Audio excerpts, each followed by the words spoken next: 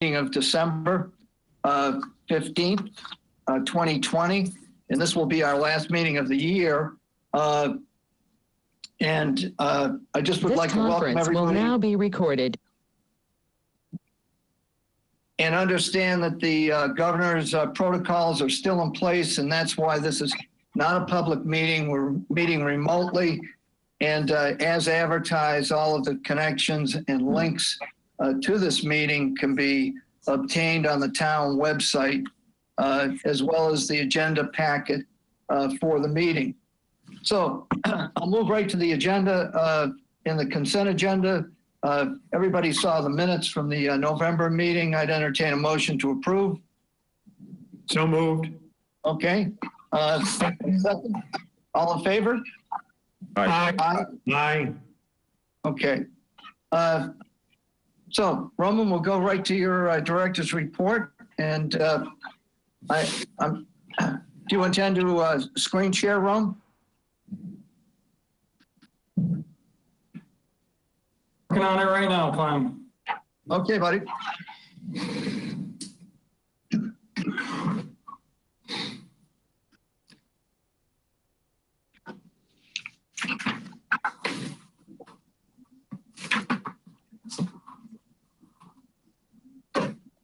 You're going to move up to that first slide, Roman?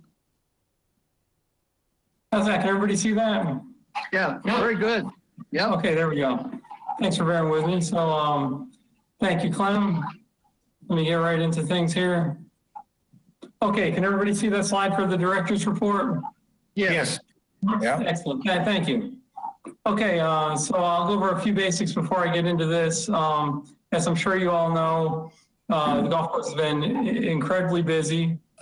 Right up until our final day where we had the greens and carts allowed on the golf course, which was this past Sunday, 185 golfers on the golf course. So that's got to be a record for December 13th, I believe. So right up until our last day, we were busy. It's been quite a golf season. So starting yesterday, we closed the greens for the year as scheduled, put away the carts for the year as scheduled. So now we're moving into the official off season. On this report right here I have, so as everybody knows, and I know it'll be a big item of discussion, are items for procurement. So currently we have the landscape bid award that's awaiting the selectmen to award it. It's 2 weeks delayed. We'll get into that further down in the agenda, I'm sure, but that's been submitted for weeks now, awaiting for the selectmen to award it. The electric charger bid package has been awarded. That's been signed by the town administrator. That is in the works currently. The golf instruction license and the restaurant lease have all been submitted to the procurement team and the assistant town administrator who are going over, in particular, the restaurant lease is much more complicated.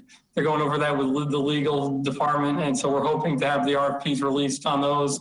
I know that our assistant town administrator and our procurement officer are having a meeting tomorrow to discuss exactly our license and our lease and where they stand. And I'm hoping I'll release to the committee when I get a timetable, but I'm hoping they give me a timetable tomorrow. And can everybody still see my screen? Yeah. Okay, I can't. So let me bear with me while I move things around. Now all of a sudden I'm looking at everybody else and not my screen. Do it from memory, Roman. Oh, there we go. Thank you. Memory. Okay, and then the final one is Golf Now. Our procurement team is requiring me to get 3 quotes. That should not be too difficult, and that should be easy to achieve. So we can assume that that's going to easily transition into a new Golf Now agreement. So that's in the process. As we discussed at length at the last meeting, the budget was submitted on 12/4. Once I did all the calculations, the exact reduction we had to incur on our expenses side was $44,000. That was more than double what we really should have in a normal year, but we have to fund the retirement of a longtime employee this year, which their retirement was more than half that money. So that's what the reduction ended up being in the expenses. As I mentioned to the committee last month, I'll still have a process where that was just submitted to the town administrator. I'll sit down with him and the finance director, and I'll voice concerns over that reduction. But the one good news I'll share with that $44,000 reduction, with the good progress on our solar project, that budget includes about $35,000 to $40,000 in electric bills, in budget to pay electric bills. And then it also has about $35,000 in it for gas fuel for cards that we'll still need some for. But so if our solar project continues, as it sure looks like it will, and we see realize the results of that could really even out our budget right there. So we're in good shape, and that was as directed by the finance director. Until we actually see what the savings are, I need to keep it in the budget. So I'm looking at that as a good evening out of our budget. On the operations side, a few things we're doing here in the off season. We're doing a starter shed redesign and renovation. I've charged our head pro, Dick Fagan, with doing that. As I've mentioned to the committee, we plan to continue operating the starter shed as a remote check-in area in the future, and even in the post-COVID years. And in order to do that as sufficiently as possible, we see a redesign in that building needed. So we're currently working with town resources to do that redesign and renovation. That will be funded out of our Pro Shop revolving fund as it's appropriate. And then we're preparing for sales for 2021, annual pass sales and advanced bookings. We're going to start taking on January 4th. So that requires a lot of website update, contacting the hotels, spreading out our rate sheet, and making sure all of our information we posted online is accurate, making sure Chelsea has all the proper fees. So that's all in the works right now. That's regular December operations. That's another item I have on here. Mass Golf, I had a nice meeting with Pat Fannin, who's, I believe, in charge of member club relations for Mass Golf. And we discussed two particular programs. The Members Now program, which is the gin service. We've been involved in the Members Now program for a number of years with Mass Golf, and it's really an easy way for members of Cranberry Valley to manage their gin handicap service. So we've decided to go all in and do all of our handicap service for our annual pass holders through the Members Now program. This should be a lot easier for them. It's a lot easier administratively for us.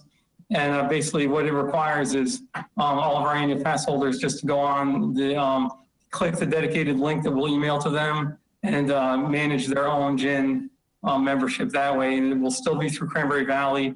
We'll still be able to provide the service of fixing scores that were inputted incorrectly and things like that. But it'll really save us a lot of administrative time and make things easier and even a little cheaper for our annual pass holders.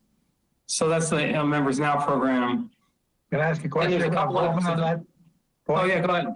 Roman, for the men and for the women for next year, you and I discussed offhand, offline, about having to have double gins, having to pay twice. Yes. Men and the women. Now, how does this affect the men and the women having to pay twice for the one gin number? Well, that's really, that question really comes to the associations, the Men's Association and the Ladies Association, how they want to handle their tournaments, because we don't require any gin membership, but the associations will based on the events they're holding. So I know for like the men's and the sweeps, there's not a required Cranberry Valley gin service, but for the ladies, they have required it. I've been in discussion with the ladies' leadership, and they're considering right now the steps that would be needed, they would need to take in order to drop that Cranberry Valley handicap service requirement. And basically it's to appoint a handicap chairperson for their association that would verify gin numbers for each event. So I'm currently speaking with their leadership right now about if they want to institute that or not, but we don't require that. It's all through the associations. Okay. Thank you for that. I'm hopeful that the women's organization will follow suit with the men, and so therefore women don't have to get duplicate paid twice for one gin number. I agree. I'm uncomfortable with the fact that the ladies are required something that the men are not, but it really comes down to The Men's Association is very involved in their tournaments, and they have tournament chair people and handicap chair people that do all of the input of the teams and do all the handicap verification. And the ladies don't. They really turn it over to our staff, Dick Fagan and our staff, to do it. And so we're in discussion right now with them just to ask them if they would have a tournament chairperson or a handicap chairperson that would take a few of those steps. And if that is the case, they will drop the requirement for handicap service through Cranberry Valley. Thank you, Roman. You're welcome. Roman, Yes. just a question under operations, the starter shed. Basically, that building as it exists, is it built on a concrete slab? Yes, it is. Are there footers associated with that slab because it's on a very steep incline there? Yes, I believe there are footers there, and you're right. It is it was very well designed right on the edge of the slope. Okay, it just to follow up on that, considering when we look back at the items in procurement that are absolutely on a stall or in a stall situation, I think that shed redesign is such a good idea that do you have a timetable in mind as far as, when to start to initiate this? Because the way things are moving in this town, is there an expectation that you'd be ready for next spring? Absolutely. It's funny, Clem, that, different items have to take different paths. The landscape bid award is so slow because that's requiring the selectmen to award it, and it was a sealed bid process because it was over $50,000. This because it falls under the guise of the or under the umbrella of the Pro Shop revolving fund. It's a very easy procurement. I think it's going to be under $10,000, the whole project. And because the revolving fund is much easier to work out of. So I've got Dick already working on a design for what he'd like to change in the building. We're going to work with Sean Libby to see if his crew can actually make the changes in-house, or if they want us to work with a vendor. But I expect it definitely to be completed by the time we open in April. Thank God for that. And, collateral to the building, and it's not really a criticism, it's just more aesthetics than anything. Has there ever been any thought given to something that looks a little bit better as far as all of those pull carts that are just kind of there? Yeah, that's definitely been a weak spot of our operation there. Is, in the last winter, that area took a hit where I think the fence came down, and we have a lot of pull carts that are not in great shape, so it's not very attractive. It's very easy. It's very user-friendly to have the pen right there for them. It's not very user-friendly. I'm sorry, it's user-friendly, but it's not very attractive. We do plan to get some new pull carts this year and clean up that area. That we were discussing putting a window on that side, but we're not going to. We're planning on cleaning up that area for the pull carts and making it more attractive. Just a preliminary glimpse of what Dick proposed is the front door where the starter now enters and exits. He's proposing getting rid of the door there and putting a nice big window there to transact business through, and then have the door that enters that building on the north side. And then the back room of that building where we currently are operating, the window from the deck portion, and where we keep all of our club repair supplies, re-gripping supplies, and rental clubs. We would have opportunity then to put more shelving in there and have that be where the starter keeps all of their supplies as opposed to the front of the room. When I get a chance and we get things on paper, I'll share something with the committee. But at this point, it's just preliminary design that we hope to go over with Sean Libby. Well, I think it's going to be a great efficiency, nonetheless. Are there any other questions about the items in procurement and/or operations? Anybody? Yes, I have a quick question, Clem. Go ahead. Roman, on the electric car charger bid, did it specify to have the cords that they'd use to recharge the carts be retractable?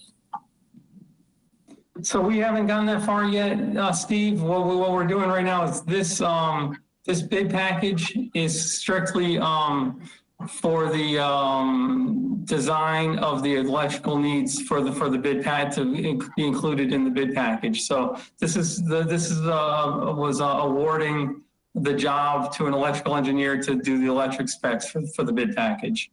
Okay. The only reason why I'm asking that is that in other golf courses that I've worked in the cart barn, one of the single biggest hassles we've had with electric carts is the cords that you use to charge them.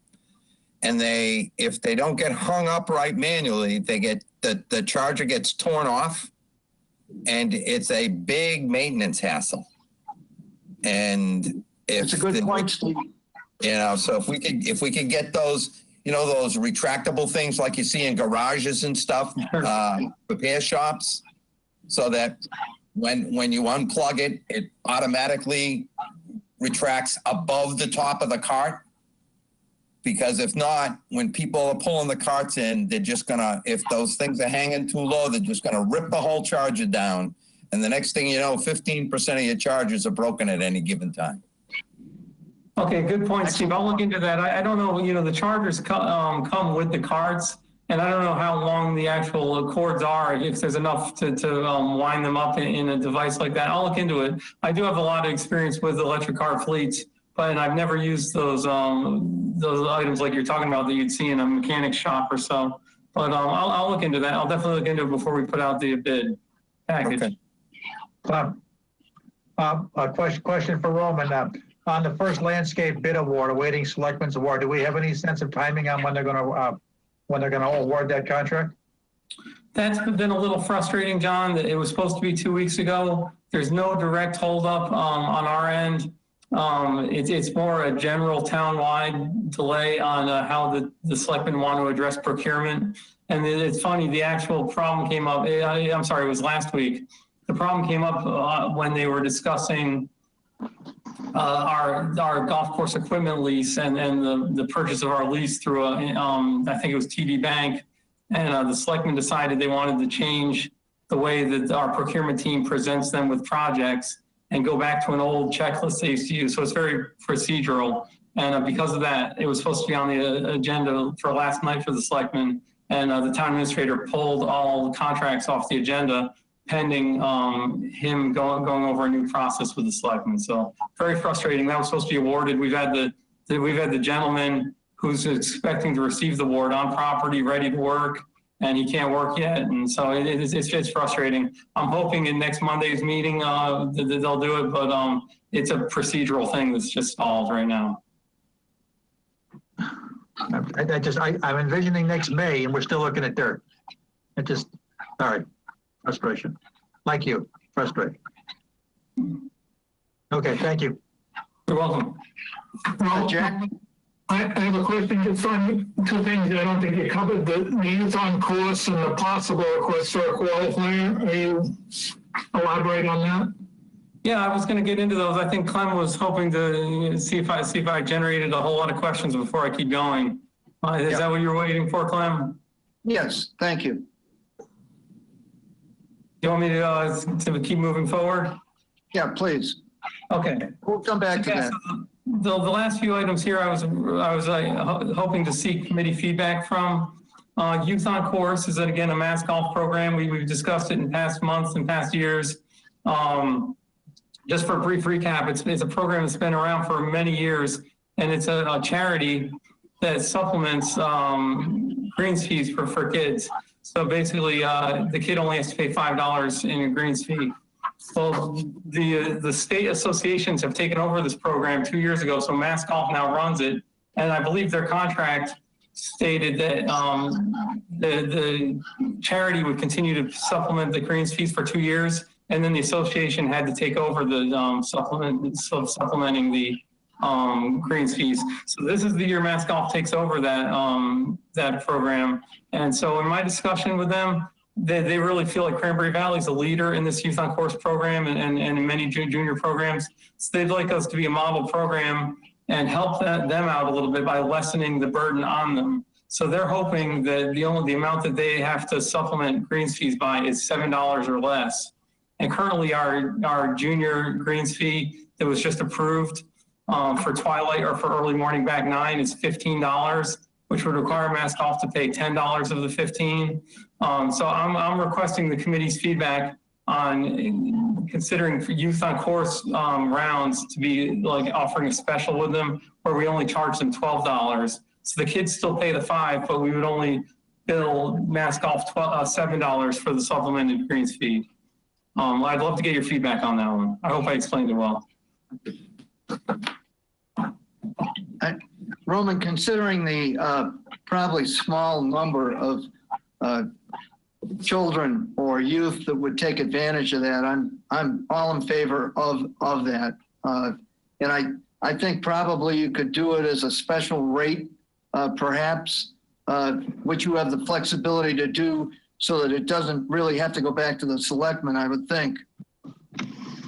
That's how I feel also, Clem. I think we consider it a special. Any kids that are not part of the Youth on Course program, because that requires a membership, would still pay the full $15. So our posted rate would still say be 15. We would just offer a special for Youth on Course kids based on our partnership with Mass Golf. And there's also a real coordination between Youth on Course and the First Tee program.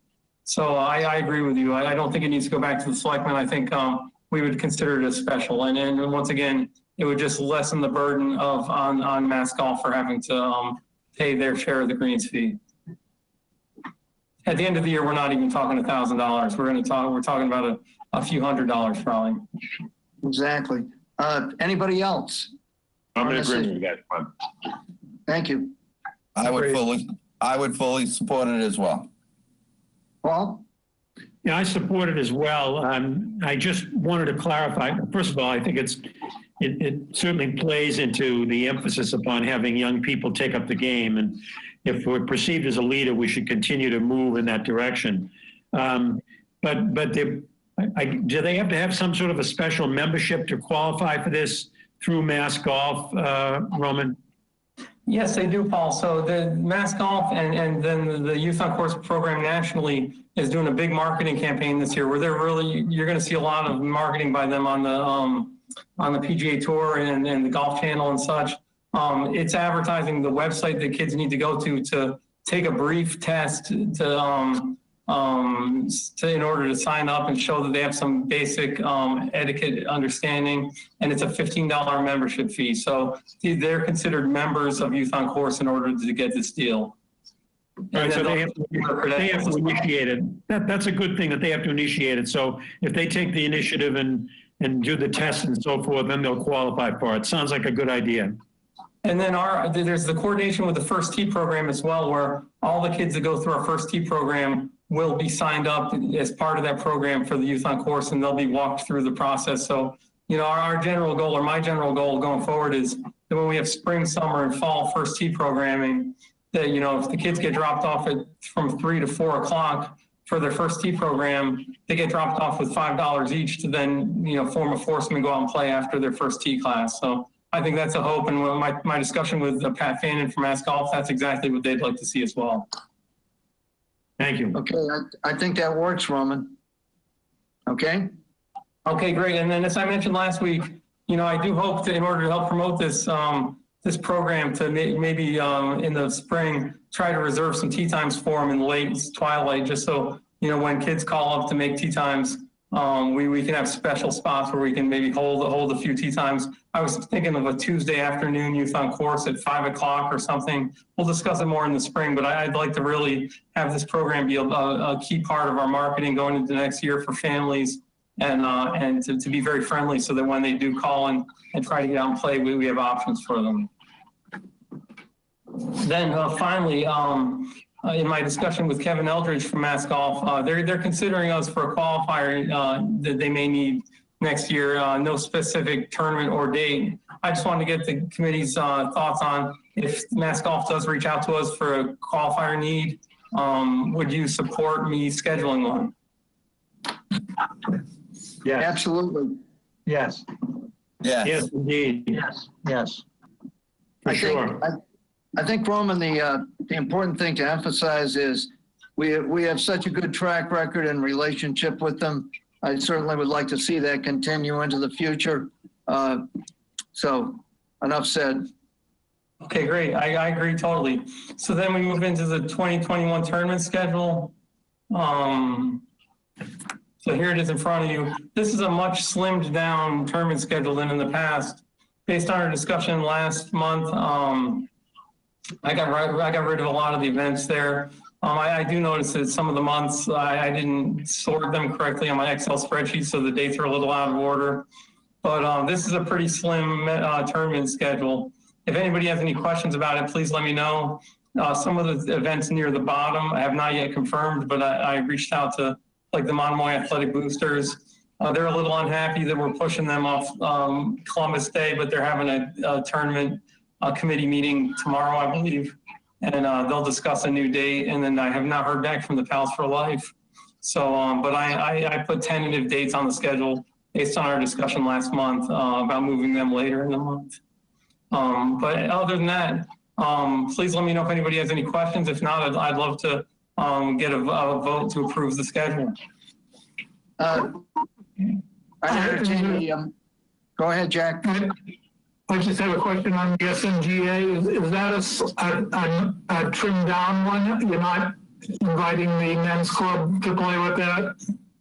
Yes, that's correct, Jack. So that's based on a discussion we had last month. I promoted the idea of instead of having a big event, that we would just invite the veterans out. I spoke with Jerry Shanahan from the SMGA, and he was thrilled with the idea. He really appreciates the support of Cranberry Valley.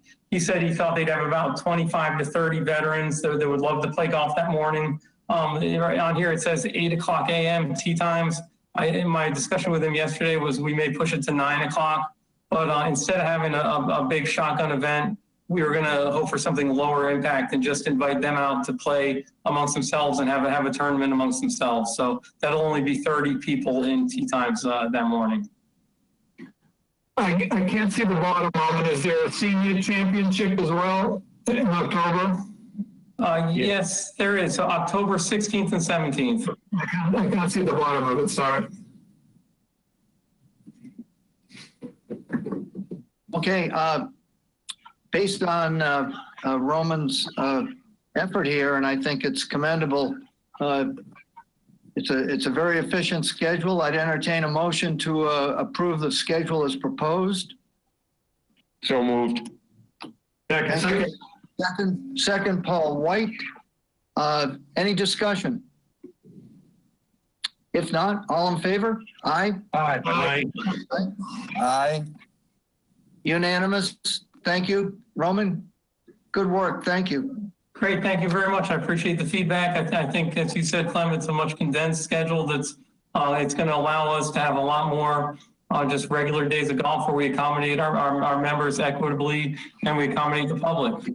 So that's, I think it's positive. Okay, so now we'll move into the financial spreadsheet. I think you're all getting used to this one. The only thing I'd point out, I had time and reporting was complete to do the second, or to do the bottom half of this for the Golf Pro Shop revolving fund for the months of October and November. The spreadsheet on the top side, the general fund revenue and general fund expenses only represents through the end of October. But please let me know if you have any questions about it. I'll give you just my basic take, which is very similar to last month, which is really to show how much dedication we've had to our annual pass holder play. If you look at the greens fees between FY21 and FY20 in October, almost identical. And then you look down at the bottom for rounds in October 20 and rounds in October 19, 1,600 more rounds. So that's all, that's all annual pass holder play. So we could be making a lot more money by keeping a 50-50 distribution tee sheet, but we're accommodating a lot more annual pass holder play. As I mentioned, I think that does come at a cost, but it's great to have that many rounds and that kind of utilization of the facility. Roman, I do have a question. Yes. On the golf expenses. Yes. Ledger. This year we spent $100,000 during the month of October. Last year we spent $56,000. What's the differential there?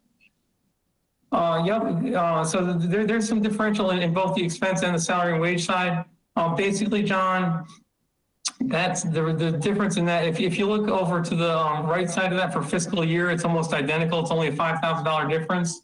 And that's because usually our new budget kicks in July. And so we start purchasing in July. This year, our new budget did not kick in until the end of September or basically October. So we did a lot of purchasing that was delayed and much needed in October, where we usually do it in August. Okay. That's all from the delayed town meeting, the fact that town meeting was late in September. And then, like, as I mentioned, there's a salary and wage difference as well. That's because we had last year, we had a retirement of our executive assistant, Pam. And so we were carrying into the fall only two full-time positions. So we saved money last year in salary and wage. This year we're back to our full force of 3 in the pro shop. So that's where that difference is there as well. And if there's no questions there, I'll just click down to the bottom half of the, which is the Golf Pro Shop Revolving Fund. Once again, here's all the balances in the funds. The Golf Improvement Fund and the Infrastructure Fund. The Improvement Fund has not moved at all because that only moves when there's either an expenditure out of it or when there's a membership sale. And we've had none of those recently. It's just not the time of year for those. Infrastructure Fund has gained a little bit. There's where the fund balances stand. And then on the revolving fund, there's been a lot of activity, and it's healthy that we keep that rate, just over $250,000 because that has an annual expenditure limit of $250,000. Excellent. Any questions? I'm a little bit surprised when I look at the rounds year to date, 20 versus 19. Yes. They're basically even. Yeah, And that's with a closed April, and that's with so many closures and limits in April, May, and even June. So we've been catching up to those 19 numbers quickly, but that's all stacked much heavier on the second half of the year because we were so limited in the first half. Okay.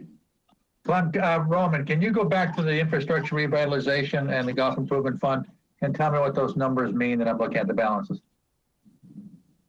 Infrastructure and improvement fund. Basically, I didn't do a monthly accounting of those. I just put the balances, so that's the final balance. The reason the balances are where they are is I showed that the day after town meeting, they both had a major expense come out of those accounts.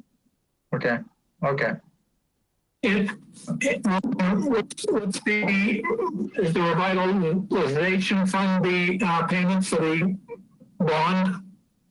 The revitalization fund is the payment for the Car Barn project bond. Yes, that's the $108,000, and that coordinates, I believe, with if you look down at the bottom of the actual debt service, that coordinates exactly with what the debt service was for this year.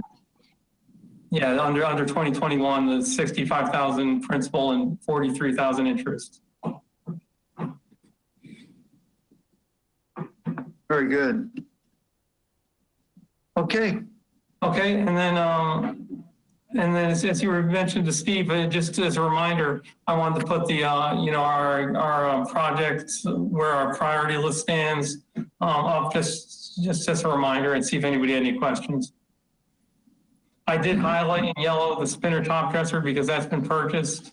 For FY21, we're still hoping this offseason to do a phone system upgrade, and then I added the starter shed upgrade.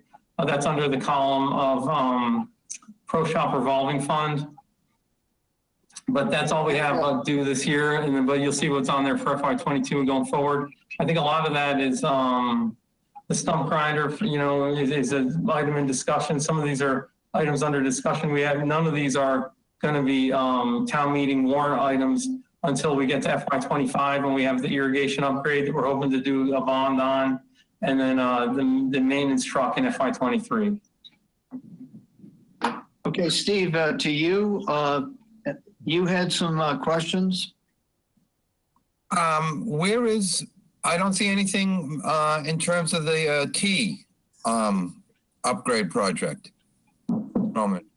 Yeah, so this, Steve, is, where we stood with this project when we discussed it. When we discussed it a few months ago. Oh, sorry. Sorry. When we discussed this a few months ago, these were the priorities we put on there: the irrigation upgrade, and there were a few items that we had in the past on here, such as the junior course and the putting complex, that were just pushed out a few years because we were not able to fund them. I know we had a discussion at that time to see if we wanted to kind of chunk out the T program, but that really didn't get anywhere. If we want to discuss that in the spring, possibly, putting that back on, having everybody dig back into Mark Mungham's plan and seeing if it may be cost feasible to, the way we originally had it, it's about $250,000 project. And you know how these projects go, the more you chunk them out, the more expensive they get. But, if we wanted to chunk that out a little bit and do it over a few years or do a little bit at a time, we could try to find some funding for that. Whether it's out of the golf course improvement fund, I think would be most appropriate. A few years ago when we did tee work, we did 5 or 6 new tees and it was about $30,000. So, you could do $30,000 a year every now and then, but I think out of the golf course the pro shop, the golf course improvement fund, those funds are dedicated being saved towards that irrigation upgrade, which we all felt was required and the top priority at the time. Okay. Steve, I would appreciate it if you brought that up, let's say at the April or May meeting. I think it would be worthy of discussion. And as we go forward, some of the savings that we may accrue as far as our electric's concerned, we'll have a better grasp of, how the solar field is producing. And, I think it's definitely worth looking at. I know those are different money parts. So that stuff requires capital upgrades. The solar stuff will be out of the expenses. Okay. Well, we do. The one thing I would mention is we do have flexibility in the far right column. That represents our capital outlay line item in the budget, which is about $68,000. And as you've heard me mention in the past, that line in the budget should not be overly dedicated to anything in particular, because that's really an important line item for us to work out of during the year when items such as pump house needs or things like that come up. This year we spent $18,000 out of it to keep the current dump truck working. So, but that there is flexibility to put things in the budget under that line item. That if we chose to do, say, $10,000 worth of tee work for a few years, we could do a few tees. But that would really, I think the attractiveness of Mark Mungham's tee plan was it was all encompassing of the whole golf course, and it really changed the tee areas on the whole golf course. And I'd consider really, I think we should really take some time considering overly chunking that out, and because we may lose the vision that Mark had for the golf course and the savings. A lot of his tee work recommendations accompanied savings where the fairways could start a little bit later on a lot of holes, and that saves money when it comes to maintaining rough as opposed to fairways. When you chunk things out, does it have to be does it have to be 50,000 before it's considered capital, or is it what's the criteria for a capital expense? Yeah, the criteria for the capital plan would be over $50,000. So we could, if it was something we could fit in our budget or fit in the golf improvement fund, the golf improvement fund would need to go to town meeting, any expenditure there. Out of the capital outlay line in our budget, it's much easier to operate out of that line. So that's everything on the right there. That's just, that's, the one line we have a little flexibility in. That's where if an opportunity came up to purchase a stump grinder or purchase a third of a stump grinder came up, we would be able to say, yes, we have the funds because it'd be out of that line item. I'm hoping to fund at least half the price of the dump truck in FY23 out of that line. And then we're hoping to get back to car path work as well out of that line, as you can see in FY24. But if we want to have discussions going forward about, adding some T work there, I'd love to. I would caution, I think that project is best when it's taken as a whole and not chunked out. But if we want to have a larger discussion on that, I'd welcome it. It's a good point, Rome. Any other comments? Well, I think if we're going to chunk, hello? Yeah, John. Can you hear me, Clem? Yes, go ahead. I think if you're going to chunk out the T's, I think T's were a lot easier to chunk out than what we had talked about before with the irrigation upgrade. Because I think when you spread out the irrigation upgrade over 3 years, that's a major problem, I think, based on our prior conversations.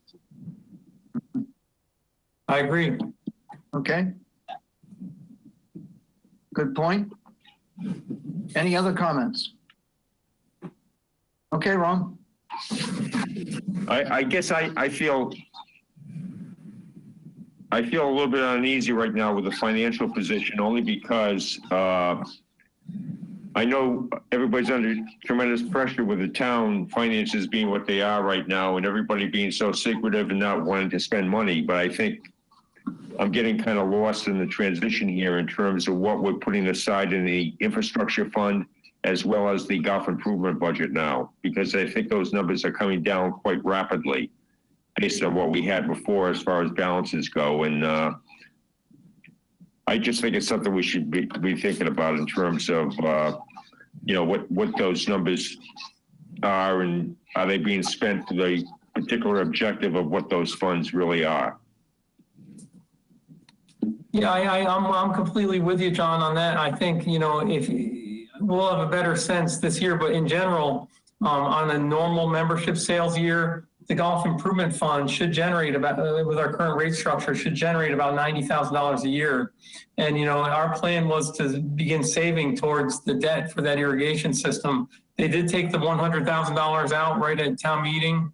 So that's why that balance got lower, but nothing else should touch that fund. I mean, and if nothing in the FY22 through 24 is coming out of that fund, so it should all be balance accumulation until we get to FY25, if that's where we choose to do the irrigation system, which I'm operating as that's what we're anticipating doing is doing the irrigation system in FY25 and having the debt and having the accumulated the balance required. The infrastructure fund, that has nothing coming out of that at all except the debt payments on the car barn project at this point. I'm hoping that it can fund the second half of the dump truck in FY23. I'll discuss that with the finance director. But until that point, that's doing nothing but accumulating and paying that one annual bill. So we should really see a lot of accumulation in those funds, especially the improvement fund. Okay. Are we going to discuss further in terms of the electric cots and what the new lease is going to be? Are we going to talk about that later on, or is now a good time? Roman? I'm willing to discuss at any point. It wasn't an agenda item for tonight, I don't believe, but it is coming up, so I'd welcome a discussion. Yeah, my only thought is obviously I think we need to take a look at our stated goal is to have electric cots in the bond come April 1st and have everything ready to go April 1st at the start of the golf season. So just working backwards on a timeline from April through now, what do we have to do to get in position to get those electric cots in the bond come April 1st? Yeah, Clem, correct me if I'm wrong here, but I think, did you have a subcommittee for cards with John Crook and John Wheeler? Maybe, Yes. Maybe the John, three of us John. can work together going forward on that, because it is time to restart that progress from the progress we had made on that. I was waiting for this bid package to come out, and really where we are currently, and I sent the information to the committee, both our electrical upgrade and our charger grid package should be completed by February. Following that timetable that the electrical engineer gave, I think it's safe to say that by March anyway, the infrastructure should be there at the rate that the Green Skies is currently working. We're going to have our interconnection of 3 phases of the building very quickly here. So it's definitely time to begin work on the RFP for the cards to retake up that work. Yeah. Well, And that's good to hear, because I think the conclusion of the subcommittee that we had presented to the golf committee was that in getting the electric cart, obviously Easy Go was probably the best option because of the lithium battery, even though they're a little bit more expensive. But I mean, I think that was the recommendation of the subcommittee group moving forward. it was, and it was approved. And that's the importance, I think, people, you probably saw my little note. If necessary or required, with the Zoom capability, we've got the option of having certainly a January meeting, or if we skip January, at least I think it's going to be imperative to have a meeting in February if everybody's in agreement.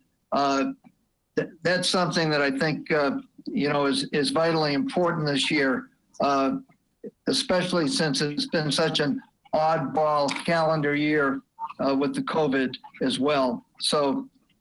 Hey, Clem, is it appropriate over the next couple of weeks that I meet with the subcommittee once again, and just, we could have some remote meetings just to get the ball rolling, as John mentioned. I know we have our recommendations still in hand, but just so I'd have a resource to discuss particulars with as we go into the RFP process. Absolutely. But I think that's so important because, again, it's such a disservice to the town administrator and Griff Ryder, who's coordinating, this procurement. These people are having their hands tied, and we've got to be ready to pull the trigger. So, anything else, Jack Conley? It's a quick question. It sounds like John and John, you had come to a conclusion of Easy Go for your recommendation. We had looked at all 3 of the major manufacturers, looked at what we were looking for, and it looked as though from a technology perspective that Easy Go was best positioned to take us into the future. Right, but if you structure is there a way you can structure the RFP so that happens versus just sending it out as a cheapest gets the award?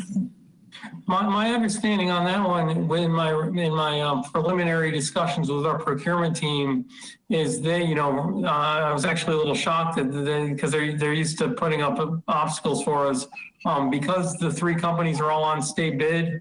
They said if we come up with a scope of work that identifies one in particular, we'd be able to basically choose the one we wanted. So I think we'd have to do a good job of documenting where the value is in choosing that one vendor.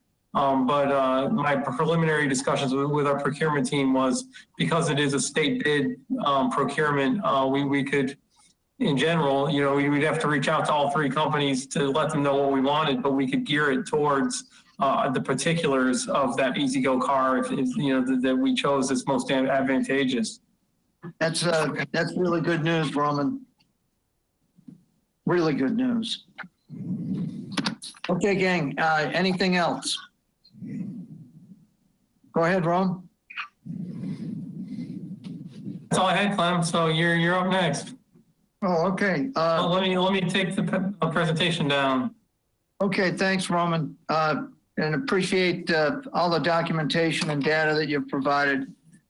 People under new business, election of officers going into 2021. I will open up nominations for chairman of the Harwich Golf Committee. I make a motion that we re-elect Clem Smith as chairman of the Harwich Valley Golf Committee. Okay, John, thank you. Are there any other nominations? Are there any other nominations? Without discussion, motion to approve? All in favor? Aye. Aye. Okay. Thank you.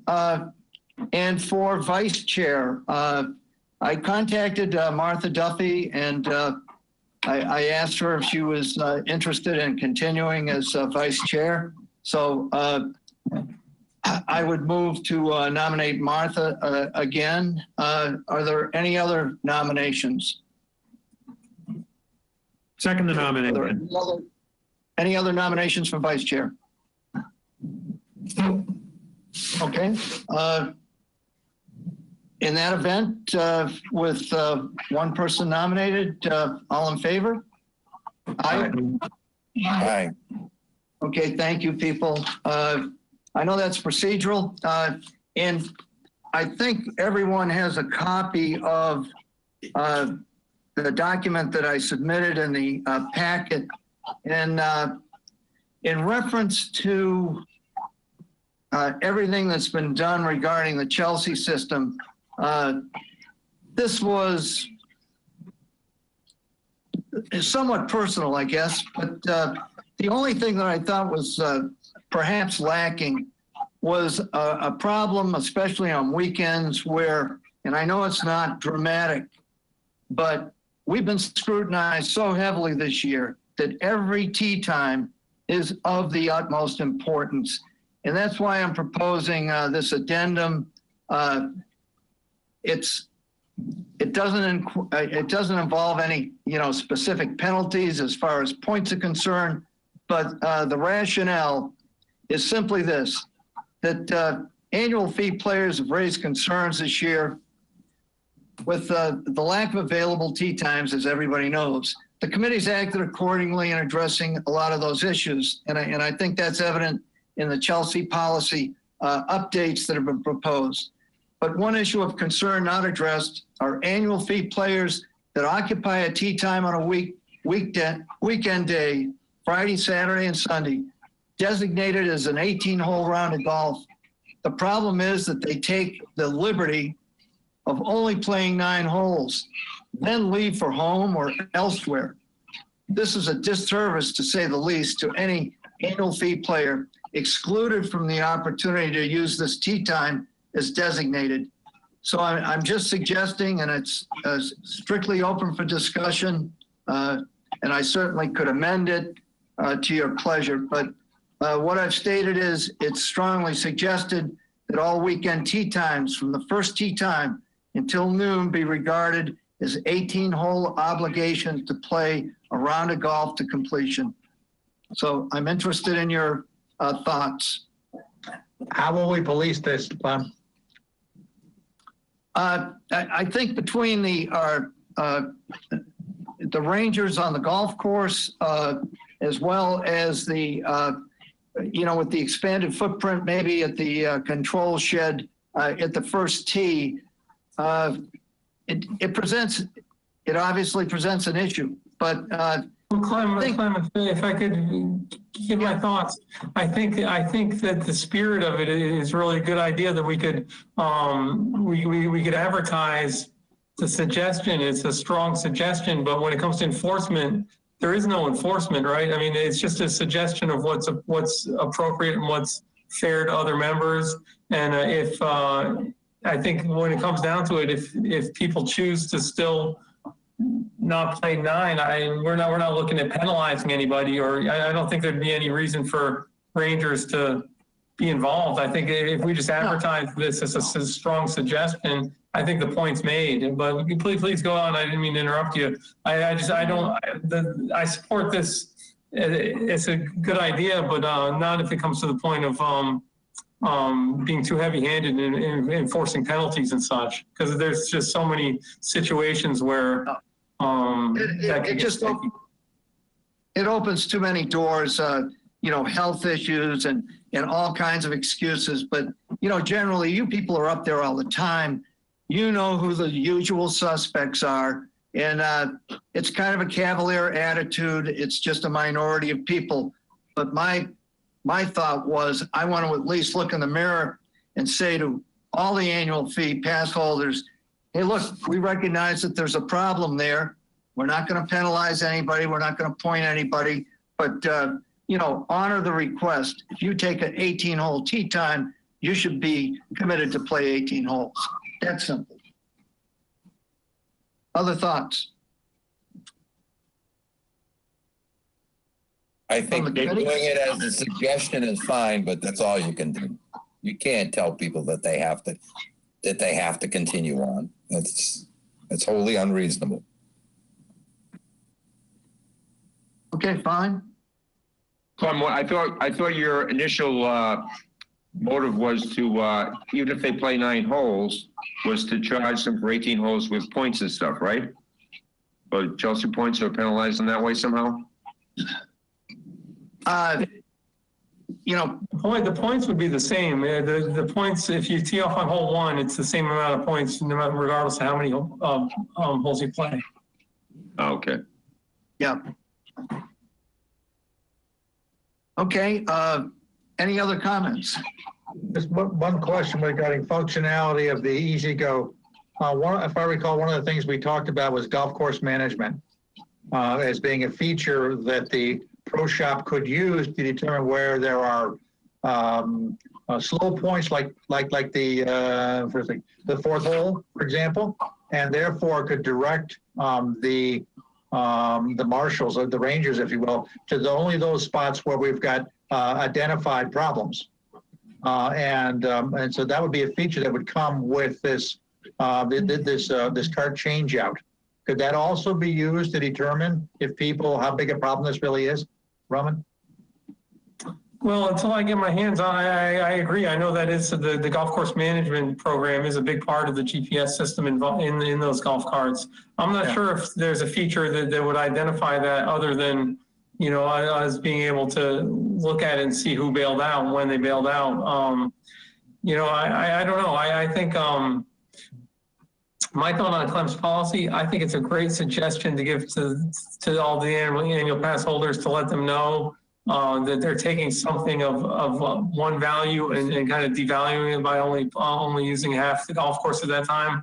Right. But as Steve was mentioning, it's unreasonable. I do think to chase people down and see why they're leaving if they choose to play 9, or say it's somebody who we work so hard on the equitability of play. Say it's their turn. I mean they've got no points. They haven't played. They want to play Friday morning. There's 4 ladies I'm thinking of right now that couldn't play 18 holes, would not have the energy or the livelihood to play 18 holes.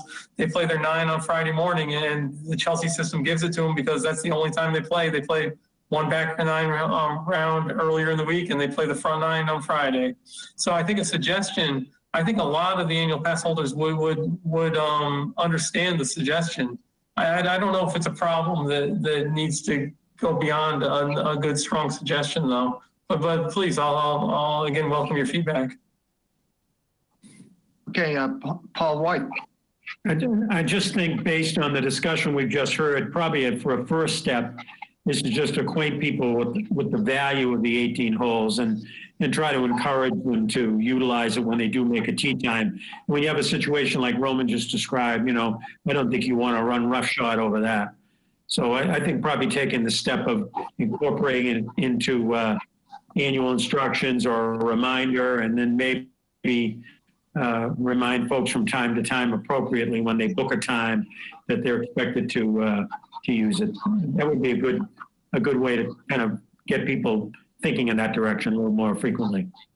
Yeah, thank you, Paul. And folks, the good part about the policy procedure is the fact that we'll have a second reading, and if people are comfortable going forward, by the time we get to the third reading, you get a chance to either approve or not approve. So it's not written in stone, to say the least.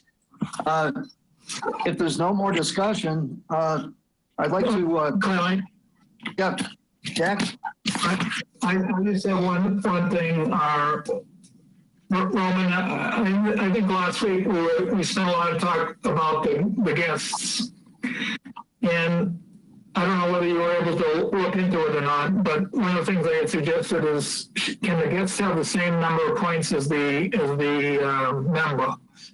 Yeah, so Jack, I did look into that, and that's a feature that I did not realize was there. I think that's a different policy we're discussing though, right?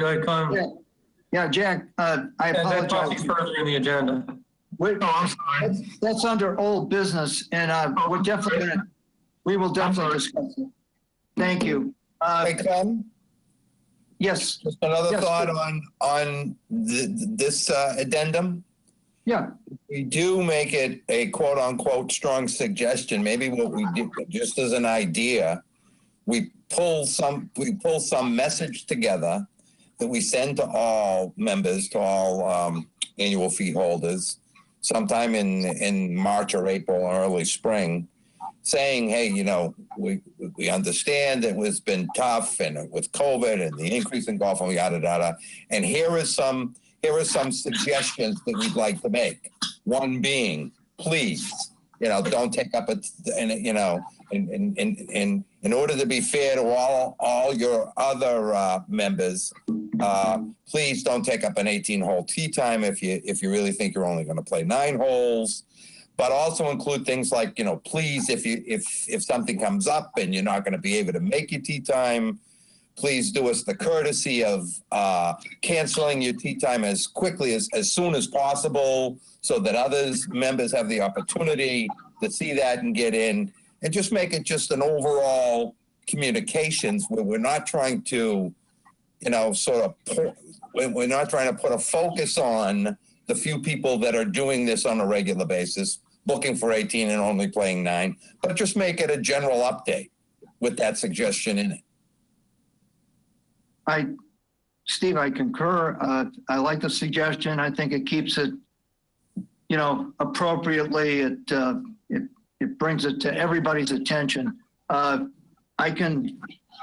don't you and I work together, and I'll morph, this policy suggestion for the second reading, and then, we can go from there. How does that sound? Sounds good to me. Okay, thanks. Thanks for the input. Without further comment, it's important to go back to old business. Unfortunately, some of these things are going to move quickly, and others might not. But Roman, I hate to bring it up, the restaurant contract, any daylight there? Yes, I mentioned it just briefly in the director's report that this was a daunting task. I know I emailed it all to you guys last month to put all the new inventory together, to go through both the RFP and the actual lease itself. And I sat down with Ron Leiter and I got some really good feedback. I shared some of it with you, Clem. Really good feedback on what a restaurateur thinks of the lease itself, and then I took the committee's suggestion and I reached out to the harbor and got my hands on the Snack Shack lease. And while it doesn't directly apply, they did have some cleaner language. So I submitted my edits along with I melded some aspects of the extension that were not in the original lease, and then all the new inventory and a lot of the suggestions from Rob Leiter that were appropriate. And I submitted those along with the Snack Shack lease to our procurement team, in particular Bob Lawton, the assistant town administrator, who's running the lease and license side of things right now. And as I mentioned, they plan to discuss it tomorrow. I believe tomorrow they're going to discuss it. So it's all been submitted. I'm hoping to get a timetable from them tomorrow, once they get a discussion of it, see if they feel the need to bring it to the town's legal company, or if they're comfortable doing it in-house. But in my side, I believe it's ready to go. I mean, I submitted to them all the edits and all the information that they required in order to prepare the RFP. It's certainly much appreciated, and the best news, everybody, is the fact that we'll finally get the Hyannis golf connection out of the language of the contract. Correct, Roman? We'll see. I mean, some of them may be inherited still because I didn't start with a blank page and start writing. I mean, I used the current lease as the basis of what I started. You know, what I used. I took out some of the sections that Ron really pointed out to me would scare off another vendor and were really not appropriate. And I think the lease in many cases really overly covered the town's butt without really allowing a lot of room for a vendor to think that this was an opportunity where they could make money. Ron really brought to my attention that he thought the lease was overly covering the town and makes the leasee sound like they're kind of hung out to dry because all benefits go to the town. So I tried to lessen a lot of that language where appropriate, and I used the Snack Shack lease as their lease was a lot more straightforward. So I submitted it all, and I hope the town's legal and the town assistant town administrator scrutinize it and find a document in there that we can publish. Yeah. Could we get a copy of that? Jack, that's vitally important because it's kind of ancient history, but that contract was never resubmitted to the committee at all for review. And that's why it was, as Ron Leidner, found out, it just had a number of really bad inclusions that were just cut and paste, kind of haphazard, shoddy work is what it amounted to. And that's why I think it's important, Roman, that we see the final product, and I'm sure you will, provide us with that. Well, as I mentioned, what I submitted was not a final product, and they didn't expect or want a final product from me. They wanted suggestions for changes from me and suggestions from edits. So I compiled that information and submitted it. As soon as they do, through the legal and through the assistant town administrator, as soon as they do come up with a publishable document, I'll be sure to share it. Well, thanks. I think it's great though that I think based on our discussion before at the last meeting, the whole idea of giving Ron the flexibility that he needs to be successful is important. End of discussion, I guess. Is there a way? Quick question. One more question, Clint. Roman, the liquor license has been I guess a major point of contention in the past. I mean, it seems like anytime that someone took it over, it took them till June to get the liquor license. Is there a time frame that RFP for the thing has to go out, similar to the COTS? My understanding, Jack, Ron Leidner had no problem whatsoever with his liquor license to begin his lease. I don't believe. I think it was the previous vendor, and there were some reasons for that. There were financial reasons why that one was delayed. So I don't think it's been a problem, and I think he'll find it to be quite easy to renew his license. So I don't think so. And when I looked at the timetable, it's funny, we changed the dates on this. The timetable when we moved from the previous lease of Philbricks into the hot stove lease, the Philbrick lease went all the way till March 31st. And so Ron wasn't even able to begin operations in there until April 1st. Luckily, we changed the date so that this current one ends on December 31st, and he can actually begin. And when I compared our timetable to releasing the RFP last time, we were about the same stage when we first started with the RFP for Ron, that Ron ended up being awarded. We were discussing releasing it in December, I believe, and I think it was awarded in January. So I think we're in good shape. John Wheeler. This is a separate liquor license that's required for hot stove at Cranberry versus hot stove downtown, correct? Correct. Right. Okay, thank you. Clem? I assume that there's no guarantee that it will be Ron, right? That's correct. Oh, correct. Seems like it to be, but there's no guarantee. Yeah. Absolutely. No, we have to proceed as if it could be anybody. I have a question. Steve.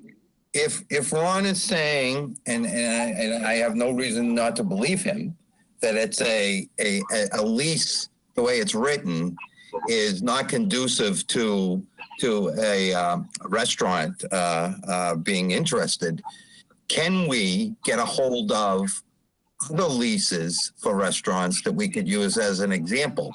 For instance, does Ron own the building that the hot stove in downtown Harwich is? Or is that something he leases?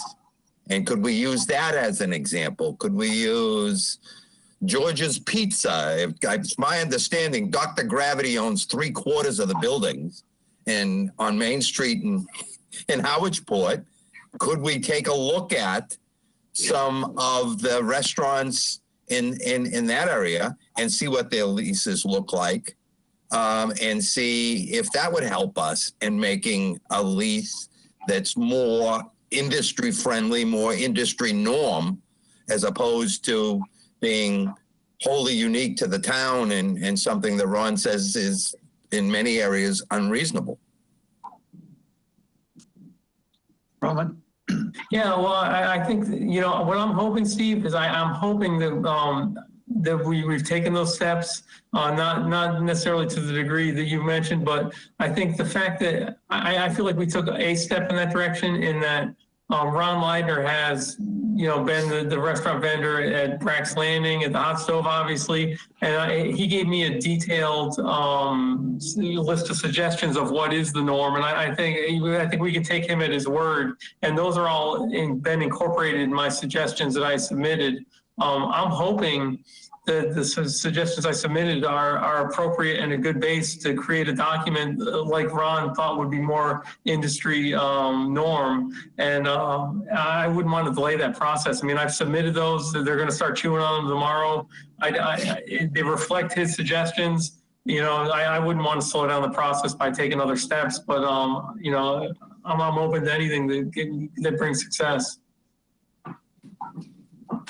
Okay. I think we can move on. Number 2 under old business, our capital project update, the solar grid, its installation and the landscaping. Indirectly, we've already touched on this, but Roman, if you'd like to amplify on any of those, I'd appreciate it. Sure. I did cover the basics of where the contracts stand, but very quickly, I know I've read the updates you've given to the committee. As has been the case with this project, the town side of it actually awarding the bids, and that side is the really bulky process. And once we get a vendor in there, the work just gets cooking. And this Green Skies and the vendor they've hired, Kobo, have been doing incredible work. If you haven't been to the golf course to see the progress, it's amazing seeing the daily progress they're making. They are clearly ahead of schedule. They're even being conservative in their estimates when they tell me they're at least a week ahead of schedule. So they're working on the new transformer. They're trenching for the electric lines. They're going to bring the new 3-phase power into the car barn, I believe, next week. And they're already beginning to prepare for the roof mounts. The last I saw, which was late in the day yesterday, they had almost completed the entire ground mount system. So they're really flying.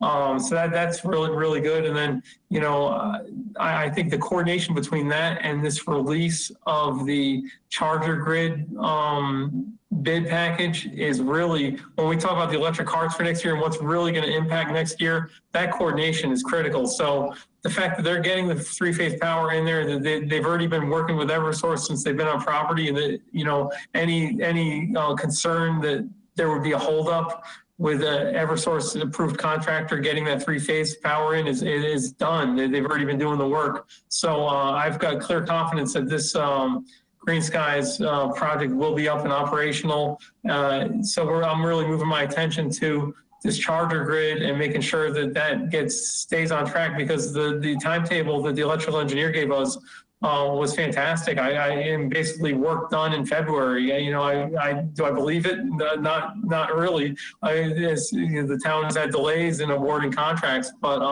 I think just the fact that the timetable we're currently on, they say it's feasible to have that work done in February. Well, let's crack the whip and get it done by the end of February or the first week of March. We'll still be fine.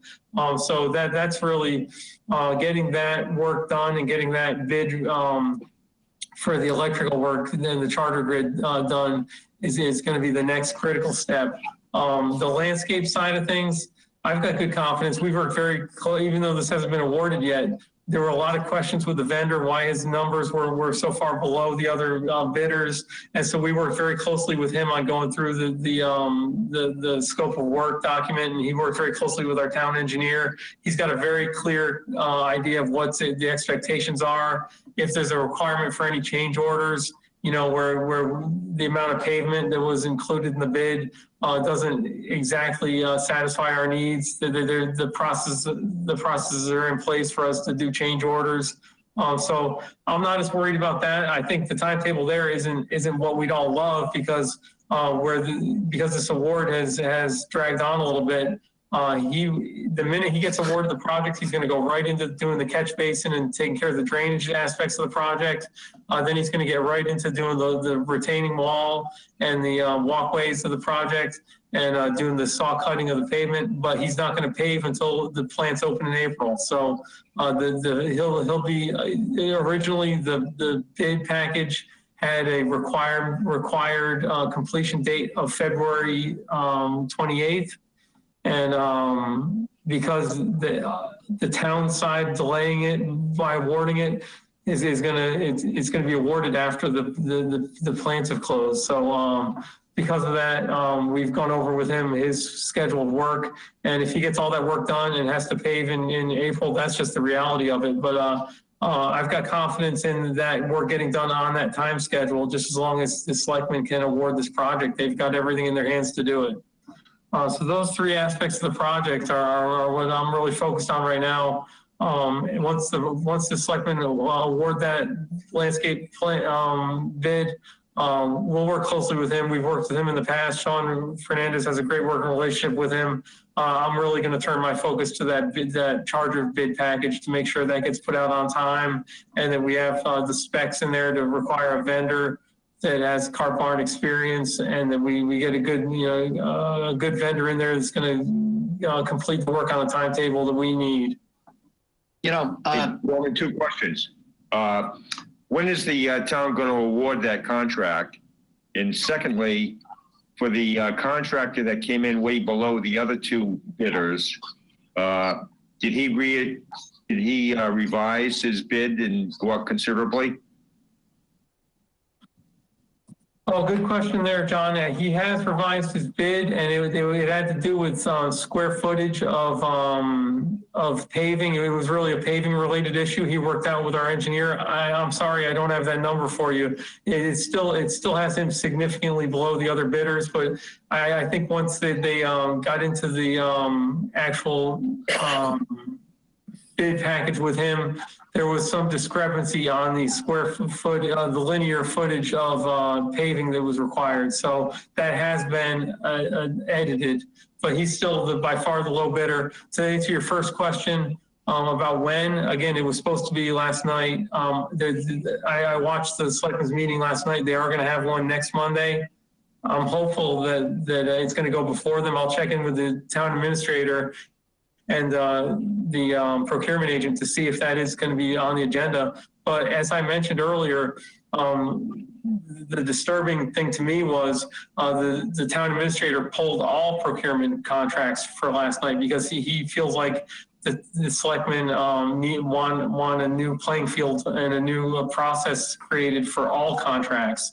And so, and he's not clear on what that is. So until he gets the direction from them on how they want them presented, he's pulled them. So that's disturbing to me. I'll continue to work this week on pushing that gets published on or that gets published in their packet for Monday night. But that's where it is.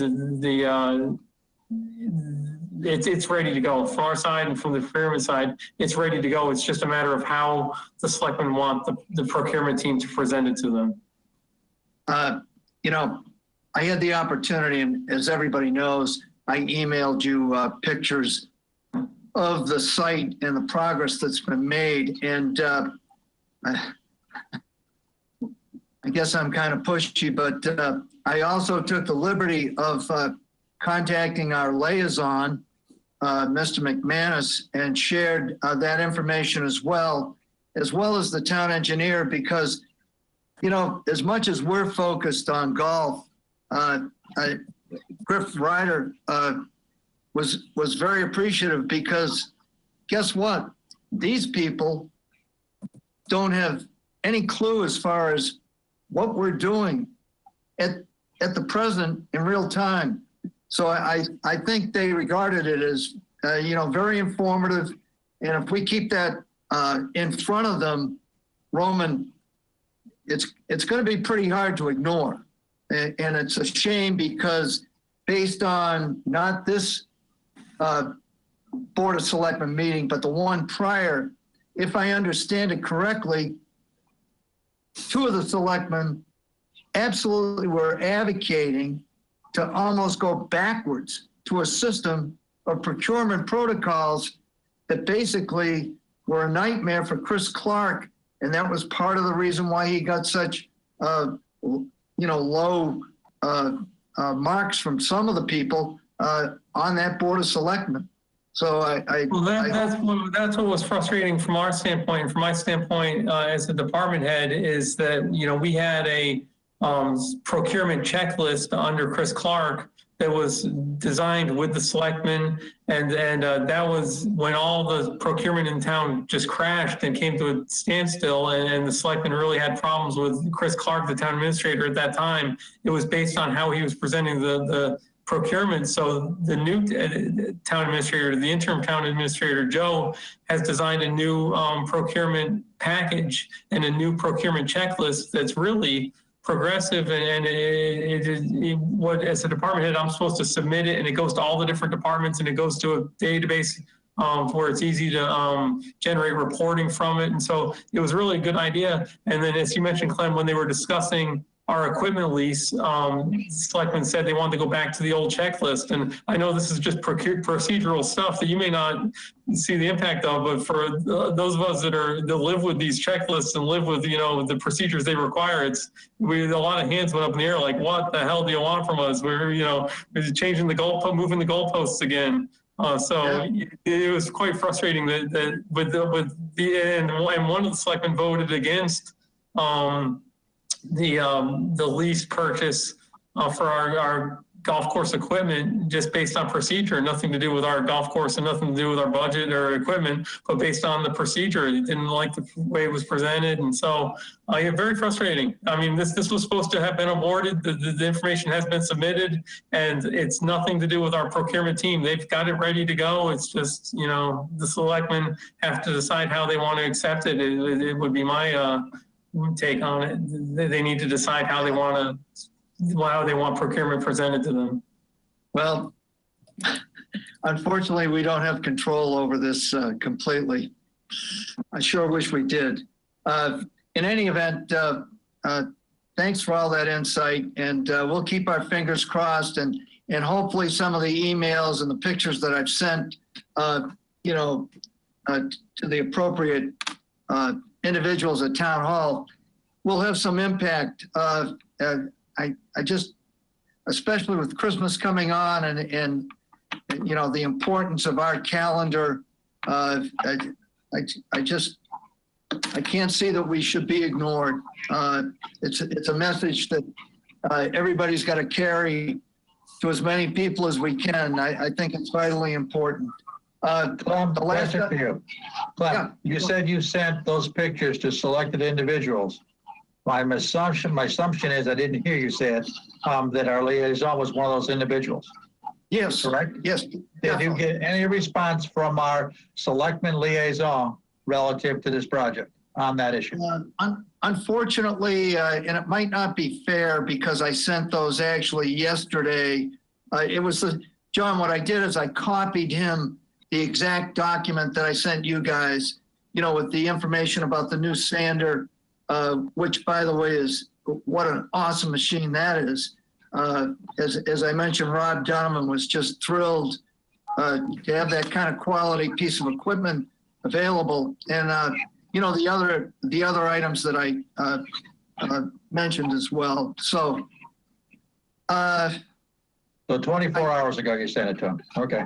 yes. So, Thank you. Thank you. Maybe I'll get a response. In fact, I think I know, Jack. Hold it, Jack. Maybe oil rigs. Should have put a seatbelt on Jack there. I won't consider it a dead end. In fact, I can actually send it again, suggesting perhaps that the internet wasn't working properly at town hall. And by the way, it doesn't from time to time, so that, who knows, that could be an issue. But in any event, it brings us to the last item, and basically it's, I'm sorry, Jack, go. Roman, is the town shutting down at all during the holidays? My understanding is they're, as far as the selectmen go, they're having a meeting next Monday night. And then I believe they're going to not have a meeting between the two holidays. Their next meeting would be the 4th of January. Okay. Okay. Good to know. I'd like to go to that third item under old business, the Chelsea system policy for 2021. Everybody's read it. It's been published. Are there any significant additions or comments to include? Because after the third reading, we'll vote on it becoming, policy effective for 2021. So, gentlemen, I can answer the question that Jack brought up, because I did do a little research based on our conversation last month, and there is an opportunity to select a setting in Chelsea where a guest holds the same amount of points as the member. So, if I were a member and I was submitting with a guest and I had 2 points, the guest would have 2 points as part of that submission. I don't know if it's a good idea or not. I mean, I discussed this with our team, Mike Sarajan, our head pro, Dick Fagan. It's kind of a pay now or pay later type of deal, because, if you had that situation where if you wanted to submit with a guest and they held your points, the same points you hold going into the placement, their chances are not going to get a tee time.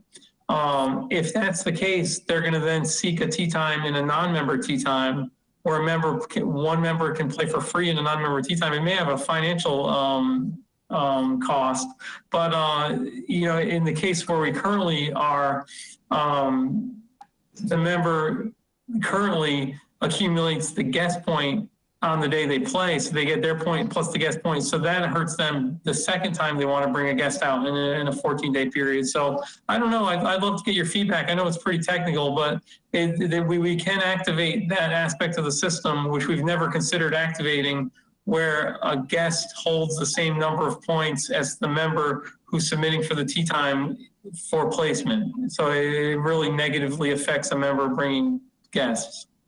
What are your thoughts? Jack, you're probably way ahead of me on this, but perhaps, Roman, we could couch it in terms of a trial period to maybe get some data feedback or analysis on whether or not it does make a difference.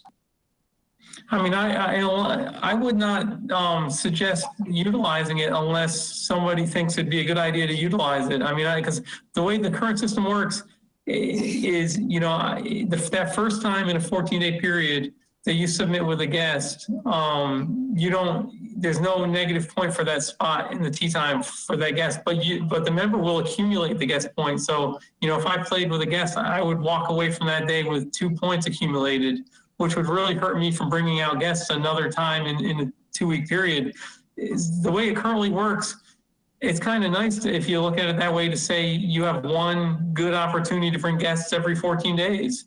Whereas if the guest carried the members' points, there would really be no good opportunities to bring guests ever if you played a decent amount of golf. So unless there's a appetite to change and to utilize this aspect of the system, I'm not anxious to go to it unless you guys have good feedback. I discussed it with our team on the operations side, and there's pros and cons to it. I don't think it's hugely impactful either way, but let me get your feedback. If I looked at the letter that was it Senate wrote? Yes, Leo Senate. That was one of the items he identified as there was a glitch, or it was, you know, the ability for members to be able to play by utilizing a gift. So if you use a gift every time, and then change that person out, it's a you can almost guarantee that you will get a tee time. Now, if we have a way so that they can't change the gifts out for a member, I guess I'm not as concerned about it or not. Well, in that case, Jack, and if they submit a request with a guest, they're going to accumulate that guest point regardless of if a guest plays or not, because if they had a guest at placement, those placement points are set in stone. So they'll accumulate that not necessarily penalty point, but that guest point for that spot that they had held in placement. And I know, you know, Mr. Senate, I know a lot of the position he was coming from. It was kind of non-guest friendly, and I think a lot of our annual pass holders really like the benefit of bringing guests, and I hate to overly dissuade them not to. I mean, I think any policies we come up with that are not guest friendly, again, I'd take a strong look at it because it's a really good benefit to your membership. It is the ability to submit for tee times with guests, and I think if we made policies that made that harder, I think that creates a problem. I think that's a point well taken, I think, Ron. Anybody else? Okay. Well, that completes our analysis for the second reading, and when it's presented the third time, we'll finalize it as presented and vote on it appropriately. At this time, public comment. Dave, I appreciate your patience, and I think you had your hand raised back when we were discussing that weekend tee time policy addendum. If in fact it was that. So, yeah. To you, sir. Yes, thank you for the opportunity to speak. I did have my hand raised then. I saw the posting of the proposed addendum, and you know, between that posting and today's meeting, I spoke to a number of members, about a half a dozen of them actually, and there is a contingent of people that, for physical reasons or time reasons, don't want to play 18 holes, and you know, it's a part of your regular members. So I don't think this is a one-person or two-person kind of a thing. You know, these are regular members, and they don't necessarily have an opportunity to play, you know, just the first thing in the morning, or they don't want to have to play just the back nine every single time. So you have a group of members that want to play 9 holes, and really the only opportunity they have to do it is to take an 18-hole tee time and to skip out after 9 holes. So if you do nothing else besides put your addendum in, then you're really going to irritate members who are already limited in their opportunities to play. They're taking a slot that they have earned, and the option of just giving that slot to somebody who's playing 18 holes, who probably is already playing more golf, really just doesn't seem fair to the 9 holes. And the second point I wanted to make relating to that is you could turn it around and you could make this an opportunity to create more 9-hole slots, thereby increasing your total available tee times by designating, a half of an hour or something in the middle of the day to say that these are going to be the 9-hole tee times leading off the front. And then 2 hours later, you get another bank of 9-hole tee times, leading off the back. So, I really think that the way you're wording it, you're going to irritate off your people who want to play 9 holes, because, they have every right to make a tee time as much as somebody who wants to play 18 holes. But you could also turn it around and take the opportunity to actually create more 9-hole tee times so that, everybody gets an opportunity to play. Okay, comments well taken and appreciated. Steve, I guess you and I can keep that in mind when we rework our, the policy as presented. Any other comments in reference to either Mr. Wilson's comments and or anything that we've presented tonight? Hey, Clem, I just had one question because I don't have the policy right in front of me on the computer. Your suggested policy was strictly discussing Friday through Sunday before noon, right? I mean, it's a small specific window of time, isn't it? Exactly. Okay, that's what I thought. Yeah. Okay. And the wording was just to reiterate. It was strongly suggested that weekend tee times from the first tee time until noon be regarded as an 18-hole obligation to play a round of golf to completion. So, that's, I'm just repeating what I had typed out. So, we'll look at it, adjust it appropriately, and if there's no further discussion, sort of Merry Christmas is appropriate, I suppose, and a motion to adjourn. I had another question. There's more of a question than a comment. Yep. On the monthly sheet that Roman presents, and at the top of the sheet, he's got a year-to-date section. He's got year-to-date 20 versus year-to-date 21 or 19 and 20. I don't understand the period of time because, here we are in December, but they clearly don't reflect full year figures. I believe you're just thinking that you're interpreting that as a calendar year, but the town runs on a fiscal year that begins July 1st. So anything year to date is from July 1st until now. So it's fiscal year to date, what it is. Dave, it's tough for people to understand. I mean, it makes no sense, but it's the municipal world, tongue in cheek. Yeah. So,